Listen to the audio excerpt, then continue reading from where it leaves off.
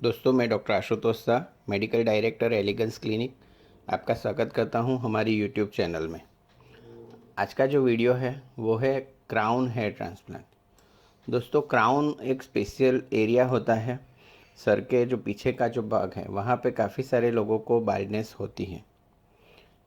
Normally hair transplant एक camouflage procedure है, माने एक धोखा है कि आपको नेचुरल बाल हैं, लेकिन उसकी डेंसिटी दुनिया का कोई डॉक्टर और किसी पेशेंट को नेचुरल डेंसिटी जैसा नहीं होता है।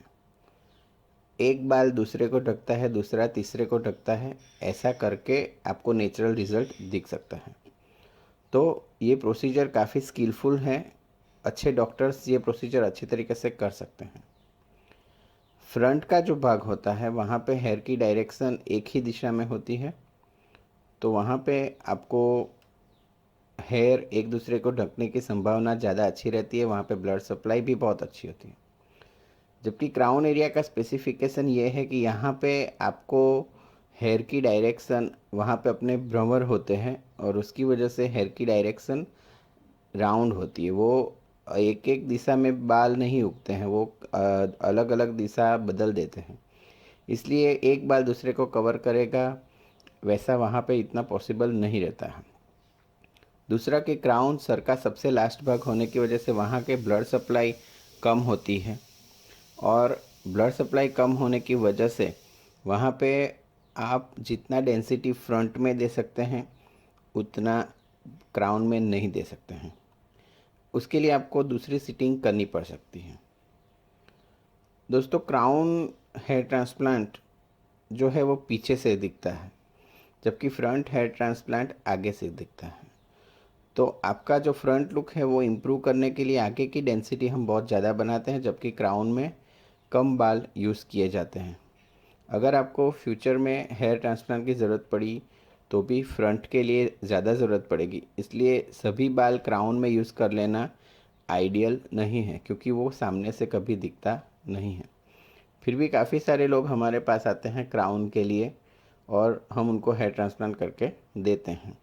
क्राउन हेयर ट्रांसप्लांट के लिए मैं पेशेंट्स को समझाता हूँ कि आपको अच्छे रिजल्ट के लिए मिनिमम 2 सीटिंग लग सकती है।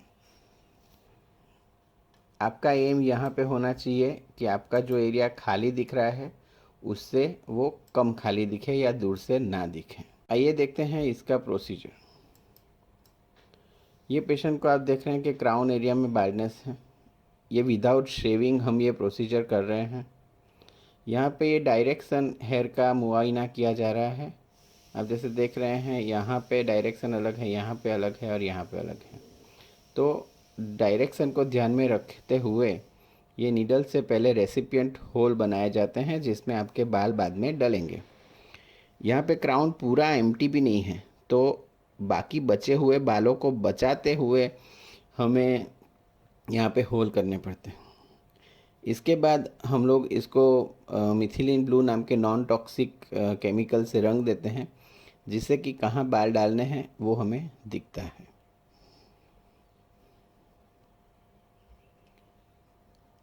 ये एफ या एफ से हार्वेस्ट किए गए फॉलिकल्स होते हैं, जो हम बाद में क्राउन एरिया में जो हमने पहले से होल बनाए हुए हैं उसमें डाल देते हैं।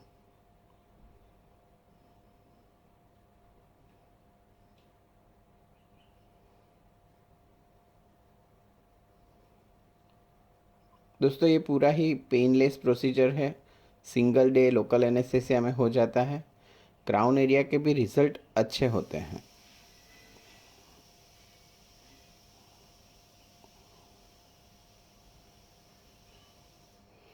आप जैसे देख रहे हैं ये प्रोसीजर में ब्लीडिंग या उजिंग बिल्कुल भी नहीं होता है, और ये क्राउन एरिया का हेयर ट्रांसप्लांट जो है वो पूरा हो चुका है।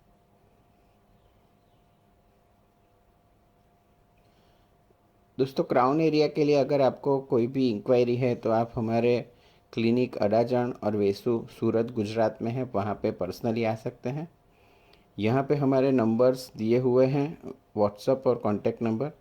उसके ऊपर सुबह 10 से लेकर शाम के 8 के बीच में आप इंक्वायरी कर सकते हैं और पेएबल ऑनलाइन कंसल्टेशन कर सकते हैं। हमारी वेबसाइट है www.surathairandcosmetic.com, उसके ऊपर भी आप इंक्वायरी भेज सकते हैं। दोस्तों, हमारा ईमेल एड्रेस है ashutosh.apple@gmail.com, उसके ऊपर भी आप अपॉइंटमेंट लेके टाइम फिक्स कर